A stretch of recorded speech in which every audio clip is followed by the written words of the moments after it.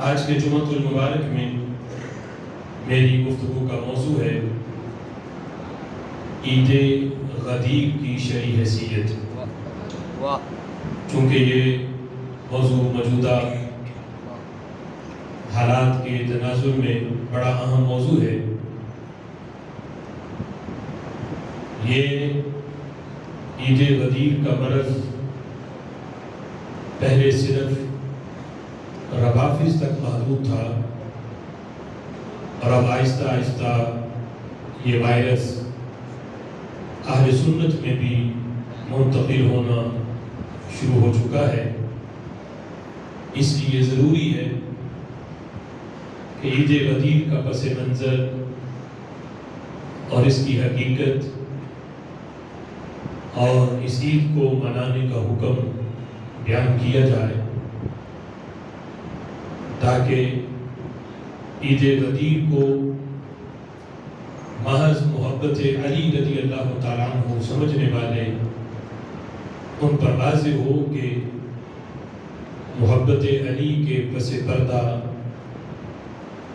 اس عید کے منانے میں کتنا بغض صحابہ بھرا ہوا ہے، اور اس عید کے منانے میں کتنا اہل سنت و جماعت کے عقائد کا رد ہوتا ہے۔ رب ذوالجلال کی بارگاہ میں دعا ہے کہ اللہ ہمیں حق سن کر اس پیغام کو آگے تک پہنچانے کی بھی توفیق عطا فرمائے۔ اللہم آمین۔ حضرات محترم، گزشتہ جمعہ آپ حضرات نے حضرت سیدنا عثمان غنی رضی اللہ تعالی عنہ ان کی عظمت اور شان کے حوالے سے گفتگو سماعت کی۔ 18 ذی الحج کو حضرت عثمان غنی رضی اللہ تعالی عنہ کو شہید کیا گیا۔ آپ کی شہادت رسول اللہ صلی اللہ تعالی علیہ وسلم کی ظاہری حیات میں ہی مشہور تھی۔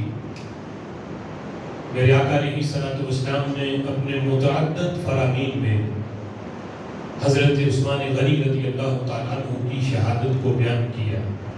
صحیح بخاری میں رسول اکرم صلی اللہ تعالی علیہ وسلم کا وہ فرمان موجود ہے کہ جب آپ اور آپ کے ساتھ حضرت سیدنا صدیق اکبر رضی اللہ تعالی عنہ، حضرت سیدنا فاروق اعظم رضی اللہ تعالی عنہ اور حضرت سیدنا عثمان غنی رضی اللہ تعالی عنہ احد پہاڑ پر جلوہ گر تھے، تو احد نے خوشی سے جب حرکت کی، جھومنا شروع کیا، تو رسول اکرم صلی اللہ تعالی علیہ وسلم نے اپنے پاؤں مبارک کی ایڑی سے اور ایک روایت میں اپنے عصا سے احد پہاڑ پہ یوں ایڑی لگائی یا عصا لگایا اور فرمایا اسقط احد فإنما علیک نبی و صدیق و شہیدان۔ سبحان اللہ۔ ٹھہر جاؤ، حرکت کیوں کر رہے ہو؟ تیرے اوپر ایک رب کا نبی کھڑا ہے، ایک صدیق کھڑا ہے اور 2 شہید کھڑے ہیں۔ سبحان اللہ۔ حضرت سیدنا فاروق اعظم رضی اللہ تعالی عنہ اور حضرت سیدنا عثمان غنی رضی اللہ تعالی عنہ کی شہادت کی خبر اس حدیث میں بھی آپ نے دی کہ تم پر 2 شہید ہیں، یعنی حضرت فاروق اعظم اور عثمان غنی رضی اللہ تعالی عنہ۔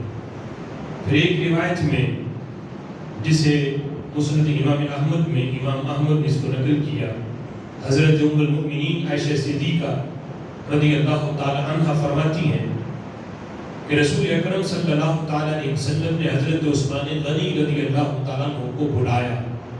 جب آپ حاضر خدمت ہوئے تو رسول اکرم صلی اللہ تعالی علیہ وسلم نے ان سے طویل گفتگو فرمائی، اور پھر آخر میں حضرت عثمان غنی رضی اللہ تعالی عنہ کے کندھے پہ ہاتھ رکھ کے میرے نبی نے 3 مرتبہ یہ فرمایا، یا عثمان ان اللہ عز وجل عسى ان يلبسك قمیصا، قریب ہے کہ رب ذوالجلال تمہیں خلافت کی قمیض پہنائے گا۔ سبحان اللہ۔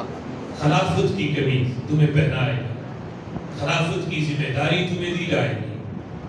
فَإِنْ أَرَادَكَ الْمُنَافِقُونَ عَلَى خَلْقِهِ، فرمایا اے عثمان جب منافق چاہیں کہ تم سے یہ قمیض وہ اتار دیں، خلافت کی قمیض تم سے اتارنا چاہیں، تم سے خلافت چھیننا چاہیں اور مطالبہ کریں کہ تم خلافت سے دستبردار ہو جاؤ، تو میرے آقا فرماتے ہیں فَلَا تَخْلَعْهُ حَتَّى تَلْقَانِي، اے عثمان تم وہ خلافت کی قمیض نہ اتارنا یہاں تک کہ تمہاری ملاقات مجھ سے ہو جائے۔ سبحان اللہ۔ شہید تمہیں کر دیا جائے، خلافت کی قمیض نہیں اتارنی ان کے کہنے پہ، خلافت نہیں چھوڑنی۔